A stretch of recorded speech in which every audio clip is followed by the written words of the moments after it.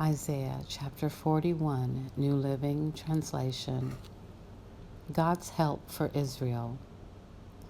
Listen in silence before me, you lands beyond the sea. Bring your strongest arguments. Come now and speak. The court is ready for your case. Who has stirred up this king from the east, rightly calling him to God's service? Who gives this man victory over many nations and permits him to trample their kings underfoot? With his sword he reduces armies to dust. With his bow he scatters them like chaff before the wind.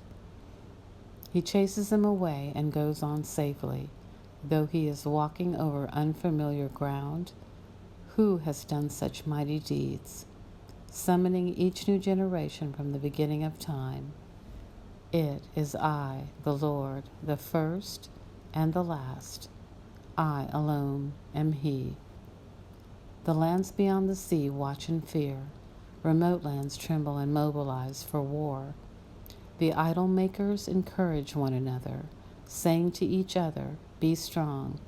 The carver encourages the goldsmith, and the molder helps at the anvil.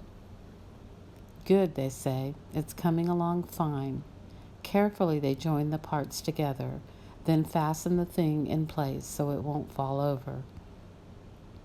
But as for you, Israel, my servant, Jacob, my chosen one, descended from Abraham, my friend, I have called you back from the ends of the earth, saying, "You are my servant." For I have chosen you, and I will not throw you away. Don't be afraid, for I am with you. Don't be discouraged, for I am your God. I will strengthen you and help you. I will hold you up with my victorious right hand. See, all your angry enemies lie there, confused and humiliated. Anyone who opposes you will die and come to nothing. You will look in vain for those who tried to conquer you. Those who attack you will come to nothing. For I hold you by your right hand, I, the Lord your God, and I say to you, don't be afraid, I am here to help you. Though you are a lowly worm, O Jacob, don't be afraid, people of Israel, for I will help you. I am the Lord your Redeemer. I am the Holy One of Israel. You will be a new threshing instrument with many sharp teeth. You will tear your enemies apart, making chaff of mountains. You will toss them into the air, and the wind will blow them all away. A whirlwind will scatter them. Then you will rejoice in the Lord. You will glory in the Holy One of Israel. When the poor and needy search for water, and there is none, and their tongues are parched from thirst, then I, the Lord, will answer them. I, the God of Israel, will never abandon them. I will open up rivers for them on the high plateaus. I will give them fountains of water in the valleys. I will fill the desert with pools of water. Rivers fed by springs will flow across the parched ground, and I will plant trees in the barren desert. The cedar, the acacia, the myrtle, the olive, the cypress, the fir, and pine.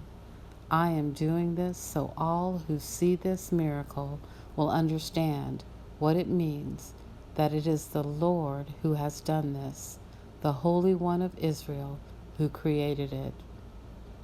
Present the case for your idols, say the Lord. Let them show what they can do, says the King of Israel. Let them try to tell us what happened long ago so that they may consider the evidence, or let them tell us what the future holds so we can know what's going to happen. Yes, tell us what will occur in the days ahead. Then we will know you are God's. In fact, do anything, good or bad. Do something that will amaze and frighten us. But no, you are less than nothing and can do nothing at all. Those who choose you pollute themselves. But I have stirred up a leader who will approach from the north. From the east he will call on my name. I will give him victory over kings and princes. He will trample them as a potter treads on clay. Who told you from the beginning that this would happen? Who predicted this, making you admit that he was right? No one said a word. I was the first to tell Zion, look, help is on the way. I will send Jerusalem a messenger with good news. Not one of your idols told you this. No one gave any answer when I asked. See, they are all foolish, worthless things. All your idols are as empty as the wind.